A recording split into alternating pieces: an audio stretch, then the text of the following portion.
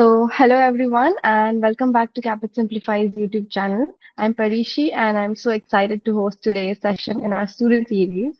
This is where we bring inspiring stories from students who have successfully navigated the Caapid process to help you on your journey to the US dental schools.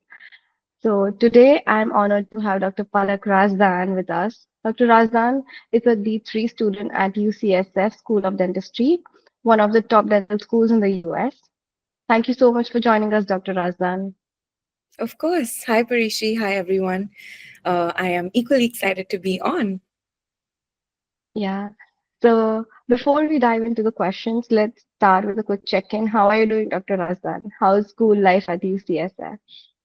Good, hectic, but very good. I think this is the hectic that we all pray for. So I'm definitely not going to complain about it. But it's going on pretty well. We are now in the D3 year. So I think, as everyone knows, UCSF now has a 3-year program. The first Mhm. year is more preclinical and you're in sim lab, although we do start clinic in the third semester, third quarter of D2 year, but that's part time. But in D3 year, you're in clinic full time. So we're seeing patients Monday to Friday. And it's extremely exciting to be back to patient care, after the time that it takes for you to get through school and the break that you have to take. Whether you like it or not, but it's exciting and it's fun to be back to patient care, and I'm blessed to have some really sweet patients. So far, clinic is going well. That's great. That's amazing to hear. Okay.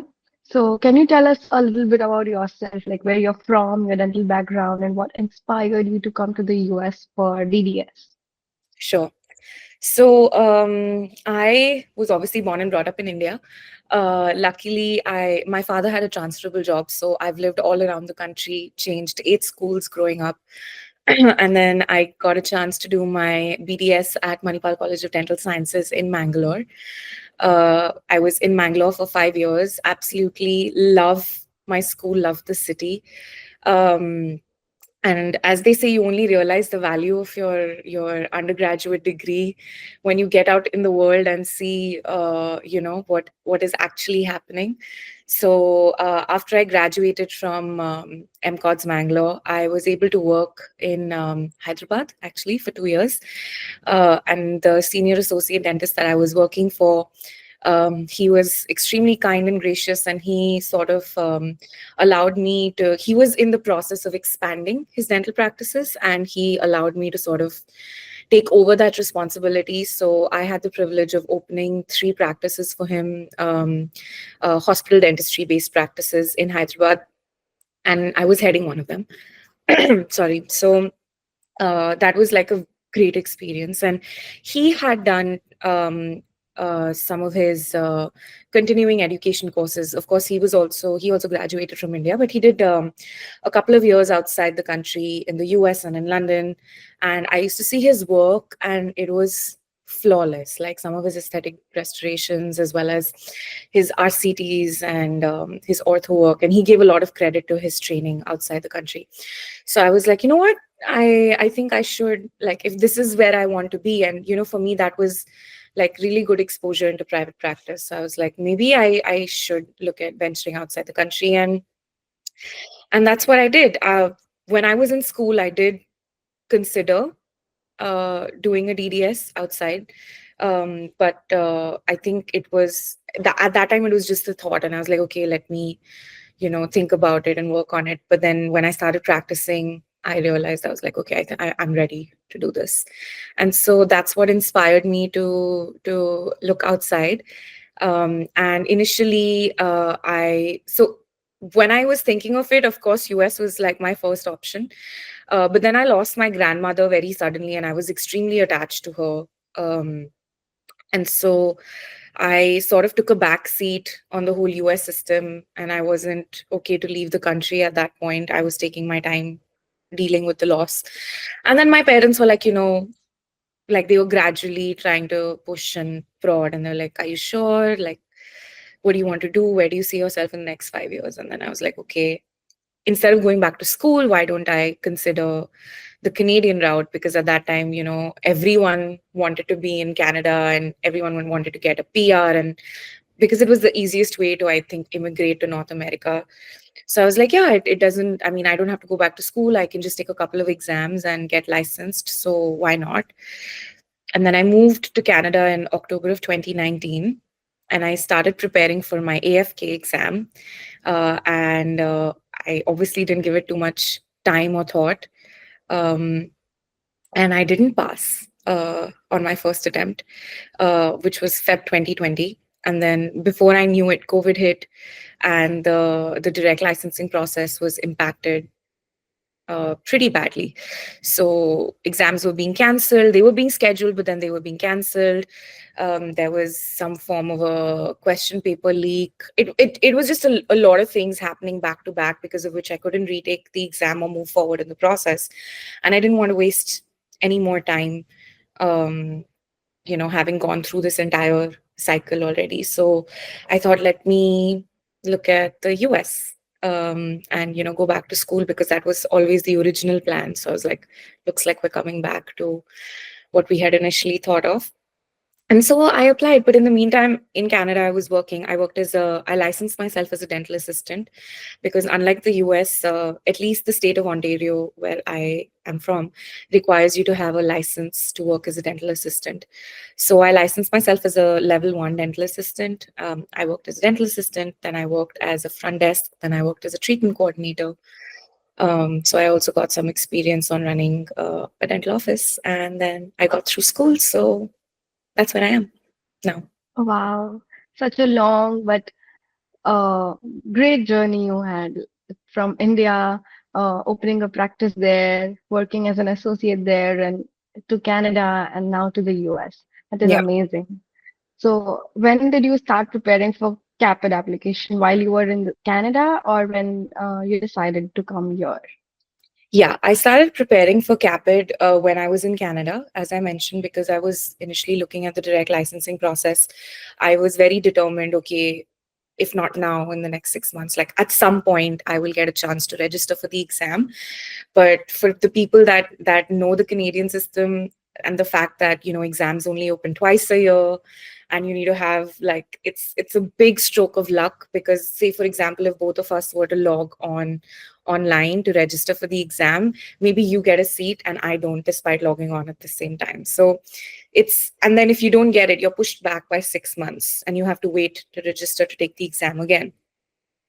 So just that process is extremely nerve-wracking, and, like, it takes a really, really long time, and your luck has to be on your side, which I'm not the best. I don't have the best luck most times. So that's why I started preparing for CAPID in 2022. Uh, Okay. um, yeah, I started seriously preparing in 2022. I was toying with the idea, and I was also Mhm. working, and I wasn't able to find time initially in 2021. But 2022, I really buckled down. So 2022, I think May, June is when I really started studying to take the INBD. I took my INBD in, wait, did I say 22? 21. Yes. 21. Yes. 21 is when I started prepping for CAPID. I took my INBD in 21 December, and Okay. 2022 I started applying March 8th when the cycle opened. I was actually late to, I mean, not late, but like very close to the deadline to most of my applications. Um, and I was also simultaneously working as a dental assistant and a treatment coordinator at that time. So I was able to add on to that experience on my In Canada. in Canada. Okay. Yeah. It's amazing. Okay. Yeah. And continue. It's fine. Uh, I'm losing my chain of thought. But yeah, so 2022 December, I took my INVD, and because I was already work 21, why do I keep saying 22? 21 December, I took my INVD, and then I was working as a DA and treatment coordinator. And then after working as a DA for around 6 months, I transitioned to being a treatment coordinator. I enjoyed that aspect more. So I learned about, scheduling patients, how to avoid cancellations, how to meet required budgets, how to run a dental office, how to speak with insurance, how insurance actually works. Because I think back home, we don't have that concept. Uh, Mhm.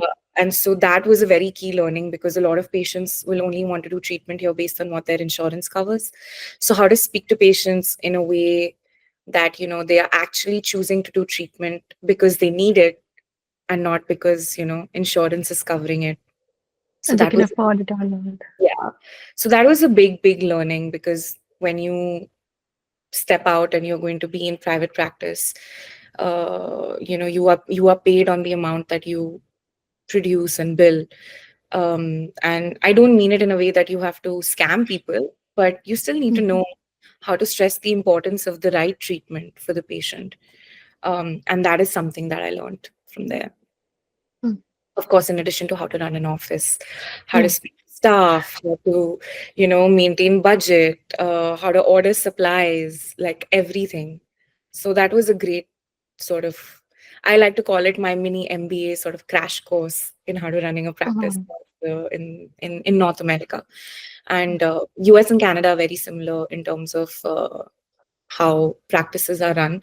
Insurances are slightly different. But other than that, the core of the matter remains the same.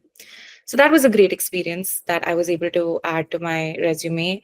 And then I was invited. So I applied to 10 schools, and I was invited to two. Got rejected from eight. But we don't look at that. We just need one acceptance. Um, is it and your first Caapid cycle? my Are you first talking about? Okay. Yeah. And so I got waitlisted at UOP and UCSF both.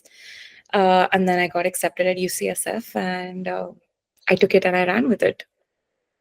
Oh wow, that's impressive. That's good that you got two invites in the first cycle itself. But of course, you would like such an impressive uh experience you have of 3 to 4 years before you apply to dental school. That's amazing. And what was your strategy for managing the personal statements, evaluations, and other components of the application? How did you manage them? So I wrote my statement of purpose myself. Uh, so did all, I mean, I also did my supplemental applications on my own. I had help because I had a couple of friends that had gone through the process, and they were able to review my SOP very closely and give me feedback. Also, the institute that I took my INBDE coaching from, which is TSB, the mentors there really helped me also, get like a fresh perspective. So I did have that. And I'll be very honest, I did watch a lot of Caapid Simplified videos. And I think the way that you guys had described to like literally make that grid and write things down, and like initially like just write everything that comes to your mind, and put everything down, and then filter from there and pick a lane. So yeah, I used to spend hours and hours on YouTube and on the internet, and like just speaking to people, writing my own thoughts down. And sort of I've gone through 21. I will never forget 21 versions of my SOP. And it was finally my 22nd version that I was like, okay, I think this is okay. And I think this is going to be acceptable. And I think this like depicts my journey or my story well. So yeah, Wow. it takes a while. Okay. It does. Yes, definitely. Which is why I And was like late to like not late, but like very close to deadlines on my thing, because I was just like, I'm not happy, I'm not happy, I'm not happy. But I think the way that you can write your story and is it's I mean not many people, like no one else can do it for you. So it definitely helps to have so much perspective from everyone else. And I was lucky because I had friends that were willing to help me. I had mentors that were willing to help me. And of course, resources on the internet that all of us, as all other IDPs that have gone through the process, have created that platform. So yeah. yes, the IDP community is very helpful. Yeah. Yes. And also, I wanted to ask that you have worked as a dental intern at Dr. Maiker's office. Yeah, How did yeah. you land that job? How did I land that job again? I have been very blessed to have, the right mentors in dentistry. And so one of my professors back home in India, from Mangalore, he had another one of his junior colleagues working for Dr. Maiker, and I was like, I really want this internship opportunity. He is the father of aesthetic dentistry. I'm very interested in aesthetic dentistry. I will do anything just to like even if I'm allowed to like view procedures from a little window and I have to stand outside the clinic, like I'll do it. And so it took a while because they don't actually allow anybody to come like shadow, because they have a lot of high profile clients that of course it's not a comfortable environment if you have like someone Right. staring at you when you're getting your dental work done, and people are very very closed off about dental work, and it's a very vulnerable position. You're in that chair, someone is this close to you, Yes. and then you have someone else staring at you from the top. So it took a while to for I think Dr. Michael to agree and be like, yeah, okay, fine. um but it happened, and I got the opportunity to shadow for I think I was there for about 2 to 3 months. uh and like Dr. Michael is he's also very reserved. Like he does his watching him work is it's like poetry in motion. Like just seeing how he does things is it's like if you get an opportunity, you should not like you should always try to grab that one if you get to see him work. He's really good. His associates are really good. Like wow, the office is pretty good. The patient flow is top tier. So it was a great experience for sure, and like that kind of pushed me because he also did his I think he did his fellowship in aesthetic dentistry at NYU for a year before, Hmm. way back in the 80s. And then he came back to India. So it's like, it was like everything was building up that, okay, if you want to learn these things, then, you need to step outside. Yeah. And then I remember like the last day before I left, I was speaking to him and he's like, so why are you doing DDS? Like, why you should just do a fellowship and come back. And I was like, I thought I had to do that. I So didn't you realize. already got in when you were interning at his. No, but I had applied for my PR when I was interning at his, and I had Okay. gotten my Canadian PR. And so it was time for Okay. me to like you have to do the landing to actually move forward in that PR process. So I was leaving for Canada, and so I had to put a full stop at my internship there. But he was very sweet, and he's like, well, if you ever want to come back in the future, let me know. So That's amazing. That's great. Also, I'll ask you a few questions about UCSF. So, as a can I first take a time. brief minute because my laptop is about to die and I don't want to Yeah, get sure. Yeah, sure. so Yeah, sorry about that. One second. it's fine. Okay, I have my right here.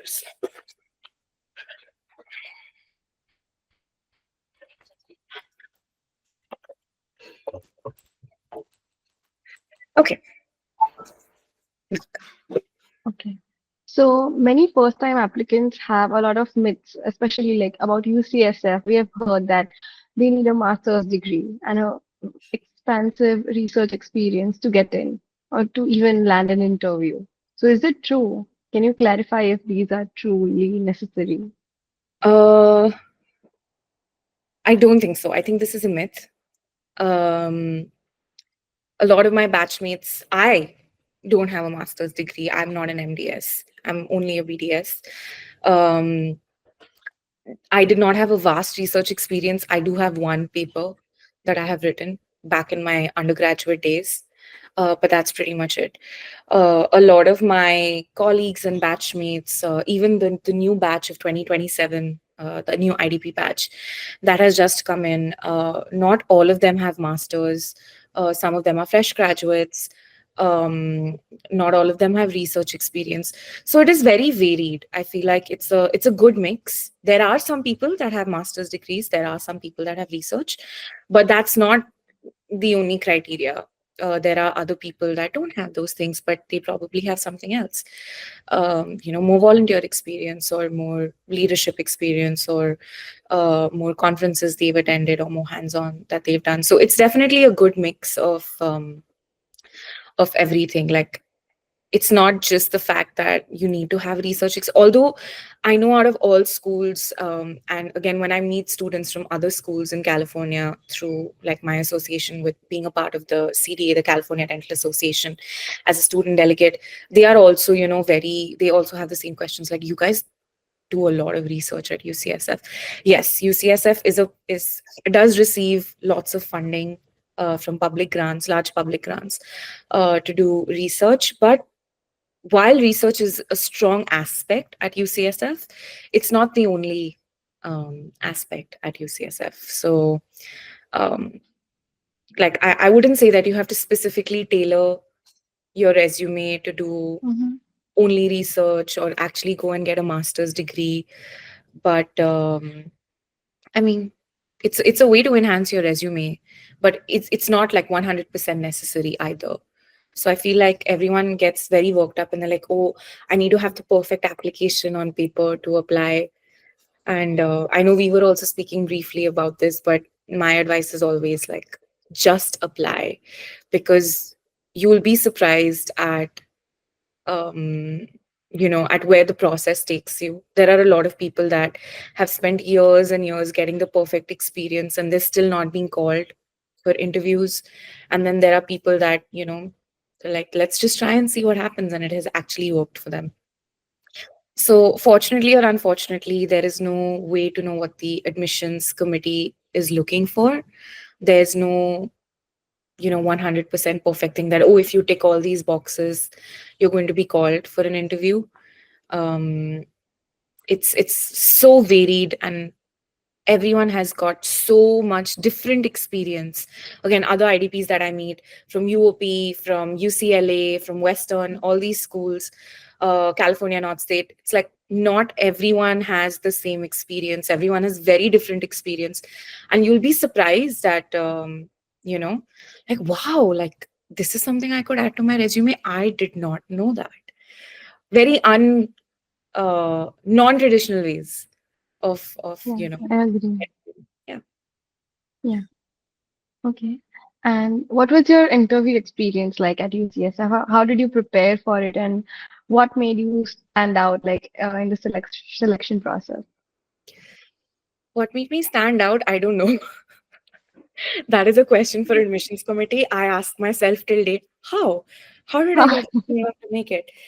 Um, but what my strategy was, so when I was, again, because I applied in the 2022 cycle and I got admitted in 2023, COVID was still pretty much out here. Mm-hmm. And it still played a very big role in how the admissions committee was moving forward with doing interviews. So we actually, with UCSF and both UOP, the interview process was on Zoom.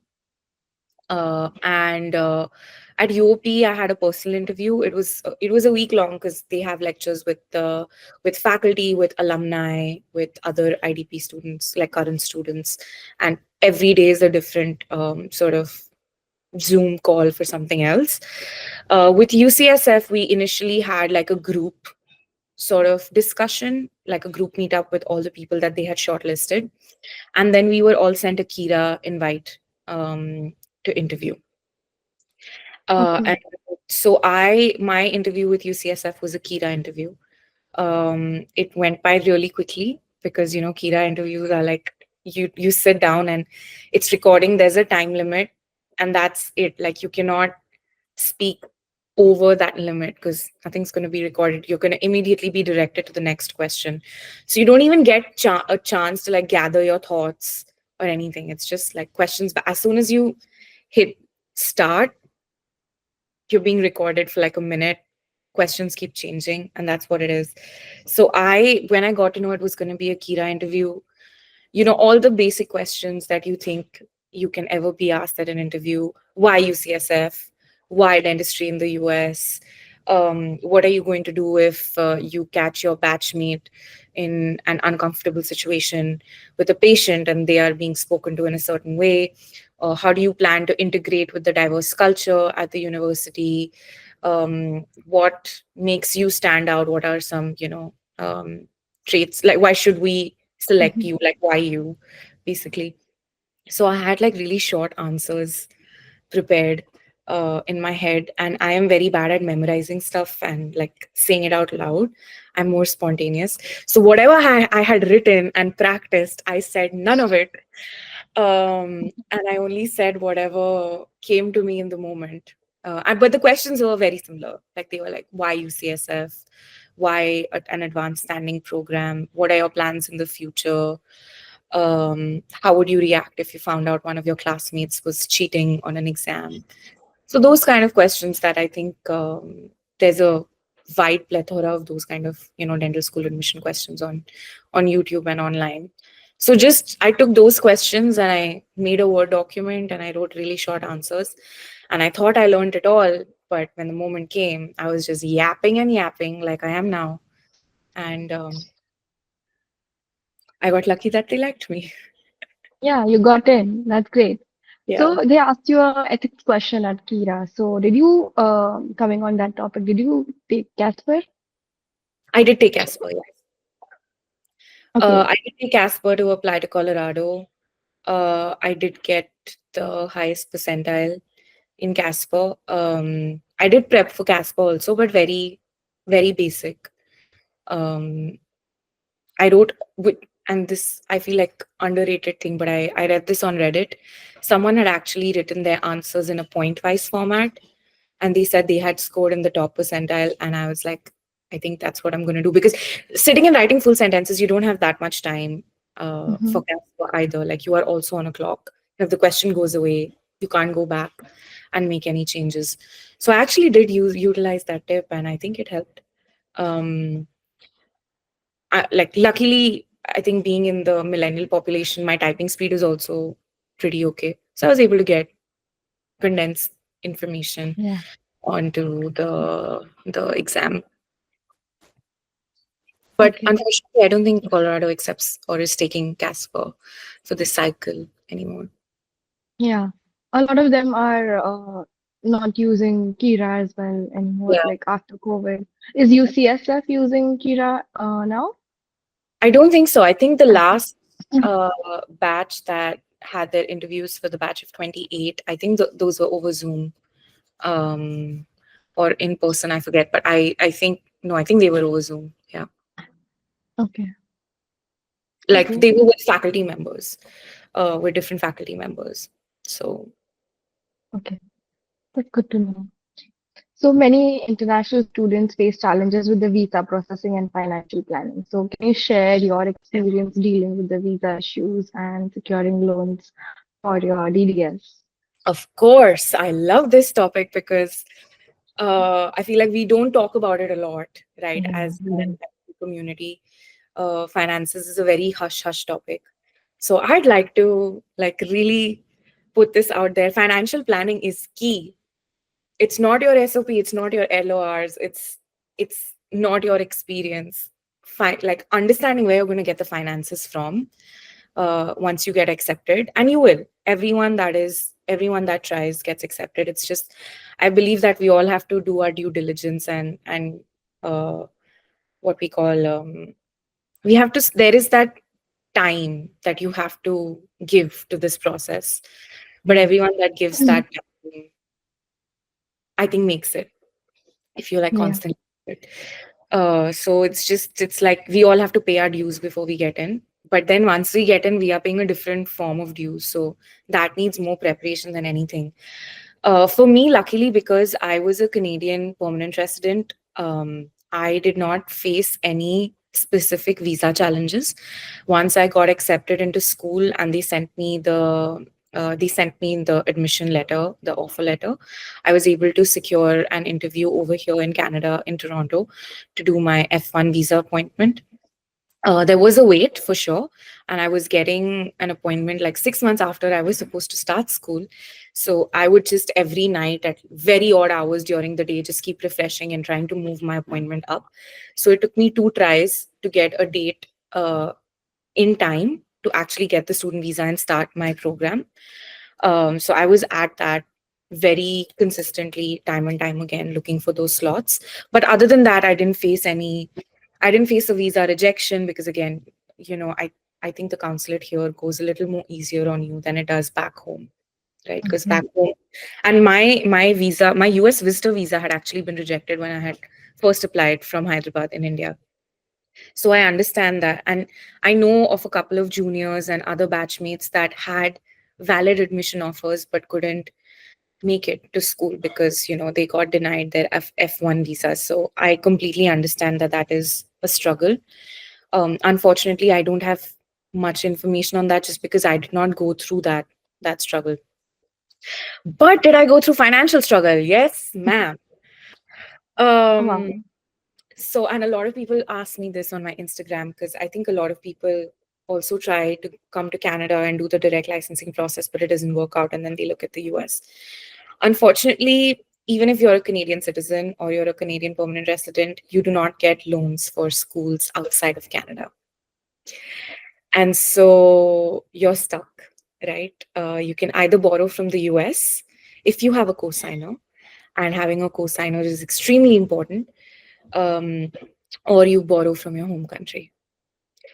And so if I mean, okay, I have the privilege being being a Canadian permanent resident at that time when I was applying. But a lot of people don't. And they come from India, they come from back home, from their respective countries, right? Wherever they are all over the world. Mhm. And so unless you have a cosigner in the US, it's very hard to secure a private loan. So, how it works in the US is you're either a resident or a citizen, and you can go through the FAFSA route, which is the federal sort of route to take Mhm. Yeah. aid as a student loan. Or if you're not and you're an international student, you need to have a cosigner. So how dental school fee is charged is it's charged every quarter. So when you apply for a loan, you can only apply for that academic year. You cannot apply for the whole program in one go, even if you have a cosigner. I maybe some banks allow it. At least I went with Discover, and Discover did not allow because it's a very Mhm. big amount, right? Right. If you take a look at it, it's over 300K for 2 years. And Mhm. so, with someone that doesn't have international credit history or anything like that, and you're only depending on your cosigner, and a lot of it depends on your cosigner's credit score, how much debt they have, do they have a house, is it mortgaged? Like these are all aspects that go into the bank deciding, what rate of interest they're going to give you and how much borrowing amount you're going to be sanctioned. So for my first year, I had a cosigner um, in the US. And so I was able to secure a loan through Discover. Again, this is a private loan because you're an international student. And I chose the variable rate of interest because I was told the SOFR will come down. SOFR is the like the prime rate, like the main interest in the Mhm. US. Then that is like the bare minimum interest that you have to pay, and then there is a variable amount on top of it which changes depending on the economics of the country in that moment. So when I got my private loan for the first year, it was for, and I'm going to talk numbers because I feel like it really helps to whoever's listening to this. It does. It does. And I have nothing to shy about because I don't know why people It's don't talk fine. about this. I find it really Yeah. weird. I took my first year loan amount was 130K and Mhm. 130,000 USD. And that includes personal expenses as well as tuition fee. Um, and I got with my cosigner, my rate of interest was 7.58%, which went down a little bit in between, then it went up again, and now it's at 7.35. So because it's variable, it'll change every 3 to 4 months, depending on the SOFR rate. Um, so that was my first year. and I made minimum interest payments, because there are three ways of paying. When you take a loan, there are three ways of paying interest down. Mhm. One is you ask for no interest while you're in school, which a lot of people will do because, as international students, we don't really get jobs. We are tied down to campus jobs. Sometimes there's competition. Sometimes schools don't allow work authorization permits for you to work in the US. And so there's no way for you to really make any interest payments while you're in school. Sometimes it depends. Everyone has a different situation. Then you can pay minimum interest, like $25 a month, or Mhm. you pay the entire interest amount for that quarter. So because the loan is dispersed quarter wise, you get signed off for the year, but then the loan is dispersed quarter wise. So for example, if in the first quarter you need $30,000, including personal expenses and tuition fee, then you will be charged interest first on the $30,000 only for the first 3 4 months. Then when you have to pay the fee for the next quarter, then your principal amount from 30,000, if it's another 30,000 in the next quarter, it becomes 60,000. Then you start getting charged interest on 60,000. So Mhm. that's how it works, and it keeps going till you finish the entire year. So I realized that I wouldn't be able to make full interest payments because the amount would keep going up every quarter. And initially Mhm. it sounded manageable, but as the principal amount increases, your interest amount also increases. So that was working out to be some $1,100 every month. So taking $1,100 out Wow. for interest payment while I was still in school, and I was also living in a shared accommodation. I was trying to keep my expenses very, very low. Despite that, it is very hard to take out that additional $1,100 to pay interest. Although, if you can, like if you have a partner that's, you're living together, working together, it's a different situation. Again, everyone's financial situations vary. But my husband is back here in Toronto, and we are running two separate houses. He's working here, he's living here, I'm working there, I'm living there. So double expenses. So I decided to go for the minimum interest payment, that I will pay $25 every month, regardless. And then if I want to pay more, I can pay more. So Mm. I land every month, I will land up paying 100, depending on how much I can save. And I keep putting it towards the interest. So, of course, my interest is not piling up as massively as it would have if I had elected to not make any interest payments at all. So how it works is, if you don't make any interest payments while you're in school, you start making interest payments 6 months after graduation. You get a 6 months grace period, but Yeah. that increases your borrowed amount also, because interest keeps piling on, and this is compound interest. And whatever little bit I could do, so I was like, I'm going to make minimum payments. So that has allowed me. There are some of my classmates that are making the full $1,100 payment, and again, this is only 1 year. When you go to the next year, from 130K first year, now it's become 300K or Yeah. 280, right? So interest also goes up accordingly. But if some people can afford it and they are making full interest payments, then they are at least being able to keep up with the interest part of it and only have the principal amount. So that lowers some pressure on them. But even if you're making Correct. payments, it doesn't feel very pressurizing, because at least you're giving something towards the interest. And whenever you have extra, luckily there is no prepayment penalty. I want to really emphasize this to people that are listening. There is no prepayment penalty with student loans. If you're taking a mortgage, house mortgage, it's a different thing. There can be sometimes a prepayment penalty depending on your loan term. But with student loans, the best part is, 1 month you have extra money, or your partner has a bonus, or your parents are able to provide that extra money to you, you can take that money and pay off interest. So if, for example, my loan amount is 130K, and if I have accumulated 10,000 in interest at the end of the year, then I can, and if I have, say, $2,000 that I can put towards the interest, at least now my interest has gone down to 8,000. Right. So there are ways of managing loans. You just have to financially educate yourself in understanding how the system works, because we come from a very different background back home, right? For us, debt is considered negative. In this country, debt is considered positive. You just need to know how to manage your debt, because it helps build your credit score. So you have to really learn all these things, because by the time you graduate, if you want to start a practice from as soon as you graduate, for example, You don't want to work as an associate. Then to buy a practice, you need to have a good credit score. And to have a good credit score, that is when banks will give you money. You should have been making some amount of payments on time. So it's all very interlinked. So the more you actually spend some time in understanding the financial landscape of this, the better it is for you. And I think that the amount of time we spend working on our CAPID application, we should spend time in understanding the financial aspect of it as well. Um, Yes, definitely. so you're not caught unaware and you don't land up paying more than you should. Definitely. So it looks like the battle does not end once you get your acceptance, you get your offer letter. It starts from there. Yeah, Yeah. it's a different battle.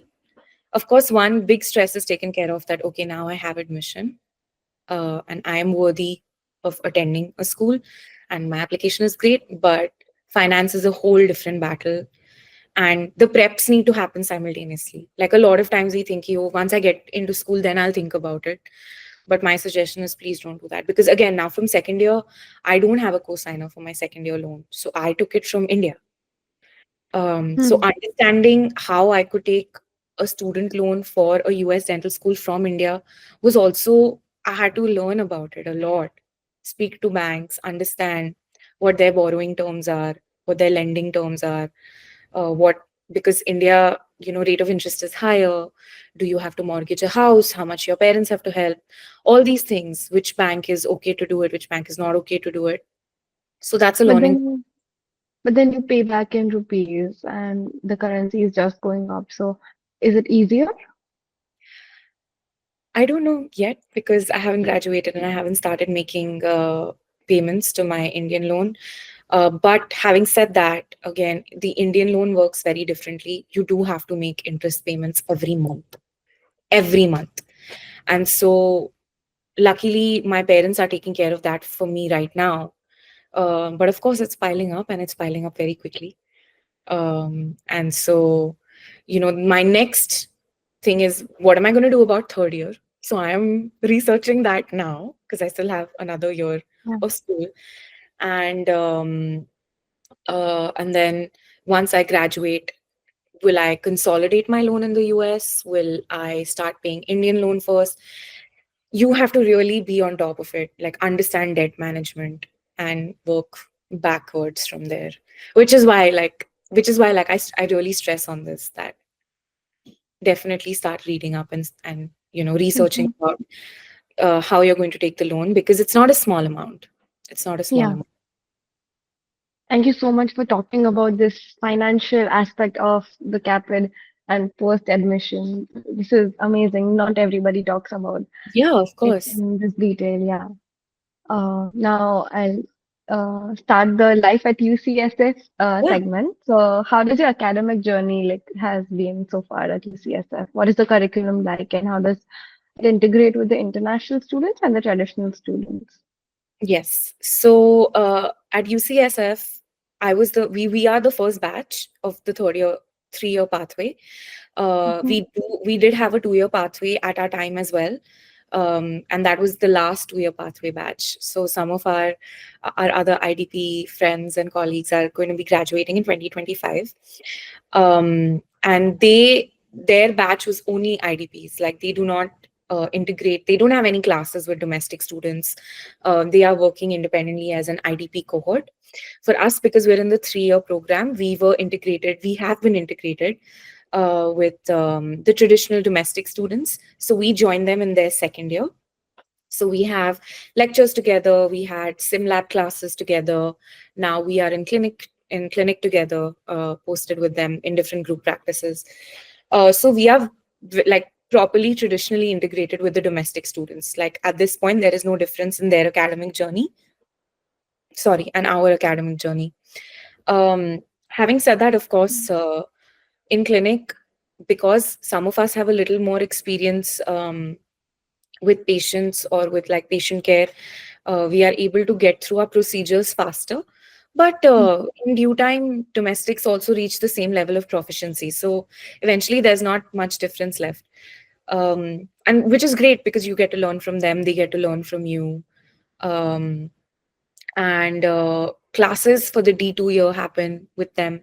Some will even happen with the D1s, because there will be some subjects that you are required to take that the D2s have already taken in their D1 year, but we, having just joined, have not. So some classes are also with D1s. So we get to interact with a lot of domestic students. Academic journey so far is, it's not as rigorous as our schools in India, but it's still pretty hectic. Like, classes are hectic, and then of course we have assignments and we have quizzes and things like that. We have exams. It's like every 2 weeks, 2.5, 3 weeks. Mhm. So yeah, of course, like, this program has its different set of challenges. It's not exactly like India, but having said that, it's very manageable. It feels good That's good. to it feels good to know a little bit and have a base, and then move from there. And Yeah. luckily with UCSF, the faculty are very experienced. They are, older faculty that have at some point had their own practices and now are volunteering their time to teach dental students. So you get like a wide variety of experiences. You also have the more recent fresh graduates that have practiced for a couple of years and are now giving back, or are currently practicing, fresh out of school, are practicing and also giving back to school and volunteering their time in teaching us. So we have a good mix of older and younger faculty, and it's How great. does, yeah, that's good. So how does the demographics look like in your class? Like, what is the terms in terms of nationalities, background, experiences in your IDP Yeah. class?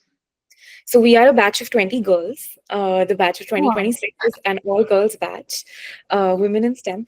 And we're a pretty diverse group. So we have 10 to 11 of us are from India, originally, Mhm. like, all Indians. Some We have a batchmate from Moldova, of course. We have batchmates from Pakistan, from Sri Lanka, Bangladesh, not Sri Lanka, Bangladesh. Um, we have people from Iran, from Syria. So it's a good mix. It's a good mix for sure. Okay, and in terms of experience, Varied experiences. Some of us, again, in the 2 year program batch, the last 2 year program, most of them had a master's degree, and most of us in the 3 year program had only like undergraduate degrees, like BDS, or the equivalent of those degrees from different countries. um, some of them have again had practices for a very long time, and are, now in this program. Such a wide age range, Parishi, right from like 43, 45, 48 year olds to wow. as young as 24, 25 year olds. So it's a very diverse group with respect to age ranges, with respect to countries of origin, with respect to experience. It's very diverse. So that's why I say, like, don't think that your application has to be perfect on paper. Just apply, because you never know where that takes. Of course, consider, like, you can only say these things when, application process is expensive. So you can only say these things when you have Mhm. the privilege of being able to afford more than one application cycle. Of course, I wouldn't recommend it if, that is not the case. Then, of course, you need to plan and, take maximum chances, and you need to then work on your profile and make sure you're doing it right the first time. So I completely understand that. Um, that being a limitation to not applying. But if that is not a limitation, and if you're able to do it, you learn a lot from the application process itself. So, say for Mhm. example, if you don't make it the first year, at least you know how to go back in the second cycle and how to strengthen yourself. And the last 2 years, the competition has been very, very stiff. Like, our Mhm. admissions committee also tells us, like, they received over, I think, 1,000, 1,200 applications. Everyone is so good. It's really hard to say that, oh, you deserve admission, but you don't deserve admission. Like, everyone has upped the game so much that now it's literally a matter of, your stars aligning at the right time for Yeah, that's true. acceptance. Are less than 2% this cycle, the batch of 2028, this current Caapid cycle. Mhm. Um, and so there are people that have perfect applications, so much experience, have a master's, whether that's an MDS or an MPH, like regardless, but they still, did not get accepted. It's really not because there's anything missing in their application. It really is not that reason. It's just that It's school on the luck for at the choice. It's end. unreal how stiff the competition is. Uh, Yeah, that's so true. definitely, I feel like people shouldn't be disheartened. Like, just keep going. If not this application cycle, it'll be the next application cycle. Definitely, yes. Also, you have a YouTube channel yourself, Dr. Pallak Razdan, where you talk about you have your series IDP Chronicles, Yeah, and I was going through one of the videos, and I saw you talk about Flying Samaritans. It's a UCSF community service program, right? yeah. So can Um, you tell more about it? I need to cross check this because I'm not sure if it's still It's uh still on there. I think it's UCLA. I think Uh, it's UCSF Flying Samaritans because I tried to apply yeah, and I did not hear back. yeah, because I'm just like cross checking and taking a look. I think it's UCLA because Devyani did her preceptorship at UCLA, and I know she went with them. So I feel like it could be more UCLA. And like even when I'm Googling it right now, like it doesn't say UCSF, it does say UCLA. So Okay. probably more UCLA than UCSF. But and again, I'm probably the wrong person to ask because I didn't do it personally. Devyani did, like one of my colleagues. Yeah. But I know she had a great time. That was an outreach program, and they went to some place in Mexico. I think she did it for a week. And she said she learned a lot. It was a great volunteer opportunity, definitely a great way to add to your resume. But having said that, there are a lot of other schools that do these outreach programs, and a good way to Mhm. get associated with that is to just email schools and ask them what their outreach programs are and see if you can contribute to it in any way, because a lot of the information is not available on websites. Sometimes they just don't have the time to update the requirements of the actual program.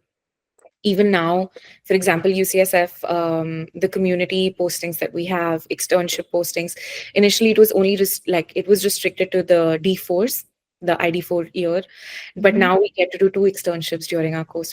Get to go in D3 year and D4 year. So things are constantly changing with schools and they are not able to update it on the website. So definitely reach out to schools and see what they can offer. UCLA does a lot of community outreach, international community outreach. UCSF also has them, but not every year, is what I'm aware of. So definitely, it would be a good idea to reach out to school and see if we're doing anything this year. I'm not aware of anything happening currently. Okay. On the last question I have for you is, based on your experience, what advice would you give for the coming CAPIT cycle for the current applicants and the upcoming ones? It's really hard to give advice, honestly, because, like I said, just because I made it, it doesn't mean that everything I did correctly. And that's the reason I made it. There are so many factors that go into securing an admission. And if I have to give advice, it's just believe in yourself, because this process is extremely challenging. You will feel Mhm. like you're not good enough. You will feel like, what am I doing with my life? Like, I had it so good back home. Did I really have to do this? And you will continue feeling like this till you get that admission offer. That Oh my feeling will be God. there. So just it's hard. I'm not going to say that try not to have that feeling. That feeling will come. Try to beat that feeling and just shake it off and keep moving. Because the Mhm. second you let that absorb you, I feel like you hold yourself back and you don't allow yourself to reach your full potential. So shake it off. Cry Okay. if you have to, vent if you have to, vent to your partner, vent to your parents, yap as much as you want. Journal, like find healthy ways to cope with the stress, but don't let it consume you. That's There good is light advice. at the there is light at the end of the tunnel. It'll happen. You will only feel like this till you get admission. Then once you get admission, you know that somehow, whether you struggle, whether you like, whether it's easy for you or whether it's hard for you, because for some of us that are much older, 43, 48, they are very set in their ways of how they do dentistry. So it can be challenging to relearn and get on the wheel again. But that'll happen. You will get past it. There are enough number of people in dental school to just push you. You will go along with the flow once you join.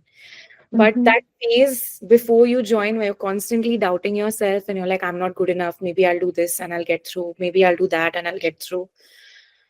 Do whatever you think is important. Everyone has advice. Not all advice is applicable. Not all advice is correct. Um, but at the end So, of the day, just believe in yourself and push yourself, and you'll make it somehow.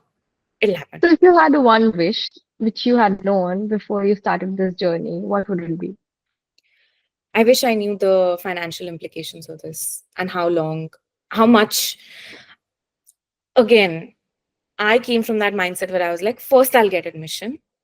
Whatever the fan, whatever it is, I'll deal with it. We'll make it Yeah, happen. I wish, everybody is the same. yeah, I wish I had not done that. Uh, I wish I had taken the time to understand the kind of debt I was going to get myself into. I wish I had taken the time to research and see how long it was going to take me to pay the debt, how long it was going to, how would I have to live? Because everyone makes it sound like, oh, it's so rosy. The second you graduate dental school, oh, loans are going to Mm. go off. Um, yeah, they will go off. I've spoken to seniors and they have assured me that, yes, Pallak, you'll pay it back. Like, don't worry. Don't feel stressed. But at the same time, if you don't want to feel stressed, you have to be well informed.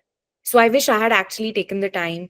All this research that I'm doing now, or I started doing after getting into school, I wish I had done that uh, prior to starting my process, just so I had Mhm. more time and ability to explore more options. Right. And even if that meant taking a year off to just save money or to work a little more, and to fund even $20,000 of my education. This is an arbitrary number I'm saying. If I had Hmm. worked and saved one additional year, um, maybe I would have, if I knew that it would make, like, if I was able to pay $20,000 of my loan or $10,000 of my loan by myself and reduce my borrowing amount from 100, from our current program is, I think, 425K dispersed over 3 years. Even if I was able to make it 400, I would have felt better. Yeah, Um, because then interest, understandable. compound interest Yeah, to compound. we don't understand. So Wow. I wish I had been more financially aware. That is one thing. If I could have gone back and changed something, I would have done that. But other than that, That's a very unique advice. you have to be crushed. Otherwise, there's no way you can rebuild yourself. You have to be Yeah. crushed. Be ready to be crushed. Okay. Wow, Dr. Razdan, thank you so much for sharing your incredible journey and insight with us today. To our viewers, we hope you found this session insightful. Don't forget to subscribe to Capit Simplified's YouTube channel for more student stories and helpful tips. If you have any questions for Dr. Razdan for us, leave them in the comments below and we'll try to answer them in the upcoming videos. Once again, thank you, Dr. Razdan, and good luck with the rest of your DDS journey. And I hope you pay back your loans very quickly, very swiftly. Yeah. Until next time, stay determined, stay focused, and remember, you're not alone in this journey. Goodbye. Thank you so much, Parishi. I didn't get a chance to do it on the recorder thing, but thank you, and thank you to Capit for highlighting so many journeys.